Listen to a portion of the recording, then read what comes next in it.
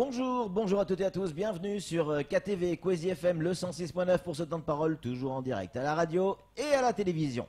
Jacques Martial Henry, il est là pour MCG et surtout pour revenir sur la situation du port. Pas forcément au niveau de la grève qui se poursuit, faut-il le rappeler, même si le port n'est pas vraiment pénalisé, on va en parler avec lui, mais pour revenir sur les différentes déclarations des ministres. Jacques Martial Henry, bonjour. Bonjour Patrick, Sam, Flo et bonne année. Oui, bonne année 2018 pour vous, votre famille évidemment, mais aussi dans l'intérêt du port, pour tous les agents du port que vous représentez aujourd'hui. Jacques Martial Henry, alors ça y est, là maintenant on a un ministre des Finances qui s'intéresse au port de Longoni. On a la ministre des Transports qui s'intéresse au port de Longoni. On a le ministère de l'Outre-mer, la ministre de l'Outre-mer qui va faire une déclaration, semble-t-il, dans les jours qui viennent. On a de plus en plus de monde au niveau national qui s'intéresse et qui communique maintenant dans la presse. Mais ce n'est pas pour autant que la situation nous semble plus claire. Je crois que tout est clair, Oui. sauf ceux qui ne veulent pas voir.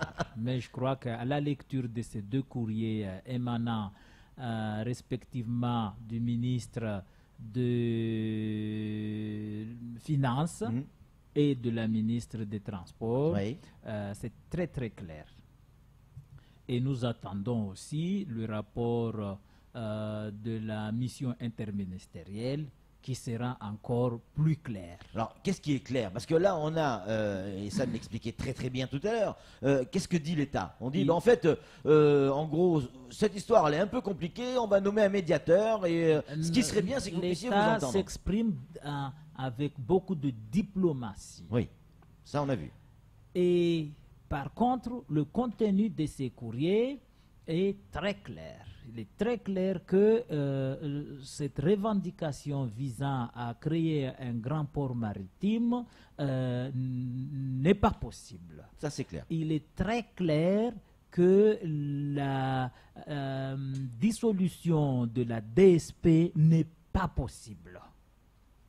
Il est très clair que le port appartient à l'État.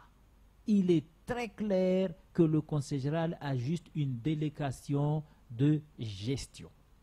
Il est très clair que depuis 1992, par arrêté préfectoral, le port de Mayotte est régi par le port décentralisé.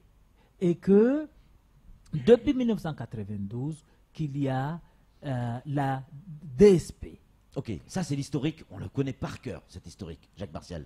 Aujourd'hui, vous êtes d'accord avec nous quand même, ou au moins avec moi, que l'État ne tranche pas. Elle ne se positionne ni d'un côté, ni de l'autre. L'État se positionne pour l'intérêt général. Oui, enfin, il dit... L'État n'a pas à se positionner ni du côté du Conseil général, ni du côté de MCG. L'État s'est positionné en faveur de la loi, en faveur de la législation applicable en matière de transport et des ports. Et tous ces conflits qui sont imaginés et imaginaires ont mis en péril vous pouvez pas dire le ça, que c'est développement imaginaire de et imaginé. Ces conflits ont été imaginés et ces conflits sont imaginaires.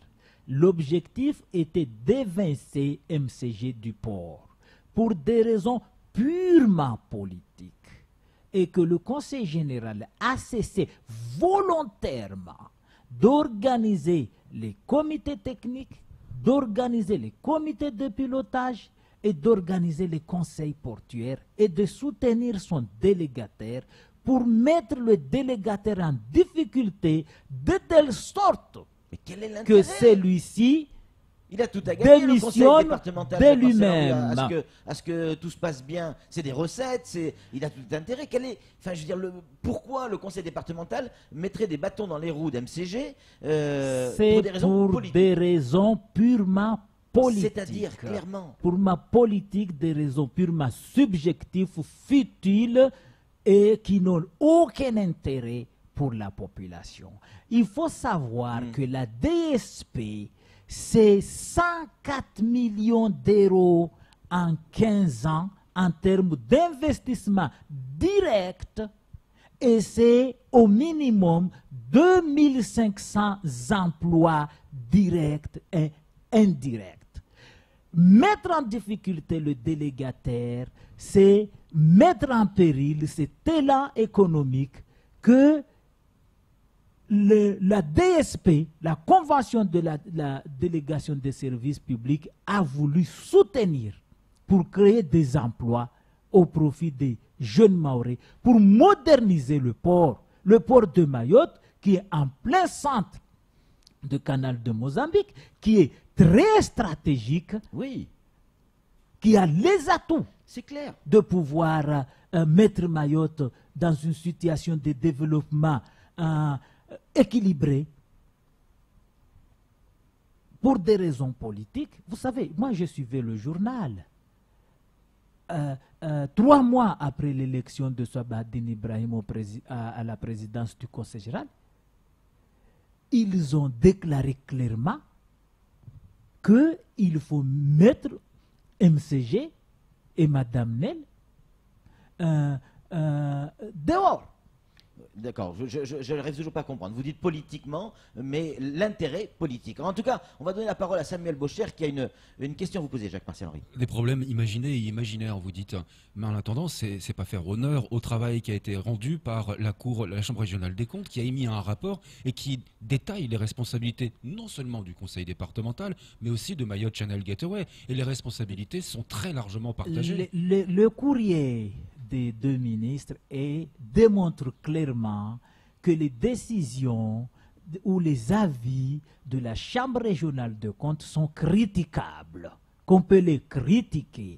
Et aujourd'hui, je pense qu'il en faut. Darmanin a écrit que oui, ces conclusions suivent en tout point le rapport de la Cour des comptes. Du tout. Aujourd'hui, au contraire, ils ont mis la Chambre régionale de comptes à leur place. Carrément une leçon donnée à la Chambre régionale de comptes, une leçon de droit public donnée à la Chambre régionale de comptes, et un gifle aux 2 jours, 2 gifles contre le Conseil général. Et aujourd'hui, les éléments qu'on reprochait MCG ont tous été réhabilités, ont tous été réalisés. On disait que MCG n'avait pas fourni un rapport annuel, on disait... Tout ça, ça a été fait. D'ailleurs, quand j'ai dit que le gouvernement parle avec beaucoup de diplomatie en parlant des médiateurs, je vous explique qu'il y a eu quand même une commission de conciliation qui a eu lieu en février dernier avec des hauts fonctionnaires. Qui a donné quoi, Jacques? Et il y a eu, les gens ont discuté, les gens se sont compris, les conclusions ont été rédigées. Le président du Conseil général a refusé de signer cette conciliation. Et au lendemain même de la conciliation, avant même qu'il y ait l'écriture de compte rendu, il a déclaré au journal de Mayotte, de Annette Lafont, que maintenant que la conciliation a eu lieu, il peut aller en cassation. Donc il y avait une volonté très claire de ne pas signer cette conciliation. Or, si cette conciliation était signée, ou si cette conciliation est signée aujourd'hui, ça règle tous les problèmes. Il faut savoir que le délégataire investit à ses risques et périls, et que si cette conciliation est signée, il peut être crédible auprès des bailleurs financiers et trouver les emprunts nécessaires pour pouvoir développer le port. C'est pourquoi je vous ai dit que l'État parle avec de diplomatie, parce que cette conciliation, cette médiation, l'État l'a déjà fait. Ben oui. Et ce qui manque aujourd'hui, quand l'État parle de médiation, de nommer un médiateur, ça veut dire remplacer la directrice du port qui n'a pas les capacités pour gérer ce port. L'État va nommer un connaisseur. La directrice du port qui est au conseil Au départemental. conseil départemental. L'État va nommer un connaisseur. Parce que si jamais le conseil général nommait un chargé de mission qui s'y connaît à la matière, je suis sûr qu'il n'y aurait plus jamais ces problèmes. Donc pour vous, la décision de l'État consiste effectivement à Accompagner le à conseil combler général. un manque de connaissances, De manque de compétences, de du compétences conseil du conseil général. départemental. Donc vous Accompagner êtes le satisfait de la réponse de l'État, vous?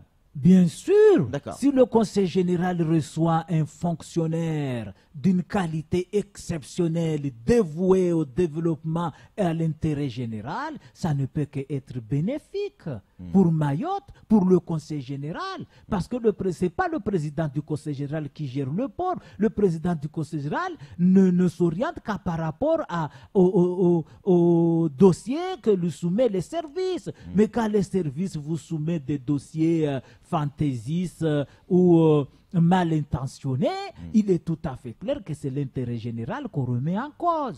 Hier, Samuel Bocher titrait dans son journal qu'on était à combien de jours de grève au port? 78. 78 jours. 79 aujourd'hui. Voilà, pas loin de 80 jours de grève au port. Un port qui n'est plus bloqué, faut-il le rappeler, parce qu'il y a la présence de la gendarmerie qui est sur place. Là aussi, il y a quelque chose qui tourne pas rond. Vous n'allez pas nous dire que c'est le conseil général qui engage les gars pour faire la grève. Avant que Samuel Bocher publie au mois de décembre un article pour dire qu'il y aura une déchéance de la DSP le 22 décembre. Ouais. J'ai été déjà approché par un jeune cousin de Sada qui m'a dit déjà les tractations qu'il y avait. On a organisé cette grève dans le but de pousser le conseil général à délibérer pour mettre fin à la DSP le 22 décembre. D'ailleurs, ceux qui voulaient reprendre le travail... C'est grave ce que vous dites. Eh bien, je le dis parce que c'est très grave. Il y a des agents qui voulaient reprendre le travail parmi les grévistes. On leur disait, attendez jusqu'à lundi. Parce qu'on leur a dit que lundi, l'ordre du jour de l'Assemblée allait sortir. Moi, j'étais déjà au courant de tout ça. Tout ça, c'est manipulé. C'est manipulé. Et aujourd'hui, ce sont ces agents qui sont manipulés qui vont être victimes de cette C'est situation. mafieux, tout ça. C'est mafieux. Eh bien, c'est de la mafia. Le jour même que nous étions à la DIECT, mais il y avait une réunion au SMIAM. Au SMIAM. Avec qui? Avec les détracteurs de Madame Nel. Samuel. C'est pourquoi je vous dis que ces conflits est imaginaire et imaginé. Samuel. Nous avions reçu le préfet, Frédéric Vaux, sur ce plateau, c'était le 22 je crois, le dernier jour juste avant les vacances. Il nous expliquait effectivement que le conseil départemental devait rendre une décision sur le port de Longoni et la DSP avant le 15 janvier. Il le confirme. Je constate tout simplement que le préfet s'ingère dans des affaires qui ne lui concernent pas. Le préfet doit jouer pleinement son rôle de neutralité. Mais neutralité en doit quoi, jouer Jacques son Marcel rôle Henry? de Le contrôle. port appartient à l'État. Le ministre l'a dit clairement que le préfet joue son rôle de contrôle de l'égalité. Oui. Mais là, je constate à mes dépens que c'est le préfet qui dicte l'ordre du jour du conseil général. Non, mais il parlait de troubles à l'ordre public, notamment avec le quai numéro 1 qui est sur le point de s'effondrer. C'est une structure de l'État. Qui va payer, qui va reprendre? Il faut absolument que des décisions soient prises. Il y a eu en 2016 3 réunions sur la réhabilitation du quai 1 et que le conseil général devrait déléguer les études et les travaux à MCG. Au mois de décembre, on attendait ce courrier, 2016. Jusqu'à aujourd'hui, on n'a pas eu ce courrier. Donc, qui est fautif? On peut avoir un nom, Jacques Marcel Henry, vous dites on organise, on fait ci, nous on aimerait, nos auditeurs et nos téléspectateurs, nos internautes, nos lecteurs, qui fait ces actions mafieuses? Si ça existe vraiment, dites-le. Eh bien, je ne le dirai pas. On a besoin de savoir, tout le monde voudrait savoir, parce que ça paraît énorme. On a l'impression d'être en Sicile, au fin fond de la mafia italienne, si elle existe encore. Oui, dites pas du mal des Siciliens. Eh bien, il sera déçu parce que je ne le dirai pas. D'accord. En tout cas, merci. Merci Je d'être vous remercie. venu et de toujours répondre Cette question. oui à nos invitations, malgré le fait que vous répondez pas forcément à Je toutes ne les le questions. dirai pas parce que tout le monde le connaît. Je Sauf m'appelle moi. Jacques, Sauf je nous. m'appelle pas Jaco. Juste un indice sur la personne qui organise ça.